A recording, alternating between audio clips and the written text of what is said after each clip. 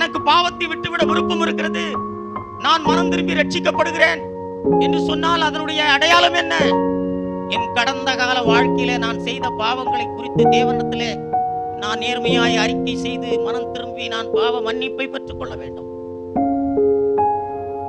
ஒருவேளை பண விஷயத்திலே ஜனங்களை ஏமாற்றி இருப்பேன், ஆனால் அதை நான் சரி செய்திட வேண்டும்.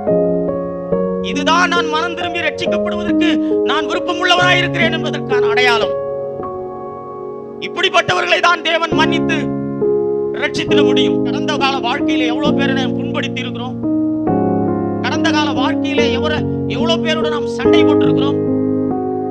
நமக்கு விரோதமாய் மற்றவர்கள் செய்த பாவங்களை நாம் எளிதாக மன்னித்து விட முடியும். ஆனால் நாம் மற்றவர்களுக்கு விரோதமாக செய்த பாவத்துக்காக அவரிடத்திலே மன்னிப்பை கேட்பது நமக்கு அவ்வளவு எளிதான காரியம் அல்ல. நாம் நம்மை தாழ்த்துவோமானால் நிச்சயமாக அப்படிப்பட்ட காரியங்களை செய்திடுவதற்கு தேவன் நமக்கு உதவி செய்திட முடியும். நாம் புண்படுத்தின ஜனங்களிடத்திலே நம்மால் மன்னிப்பு கேட்க முடியும். பண விஷயங்களிலே ஏமாற்றின ஜனங்களுக்கு பணத்தை நாம் திருப்பி தந்திடுவதற்கு தேவன் உதவி செய்திட முடியும்.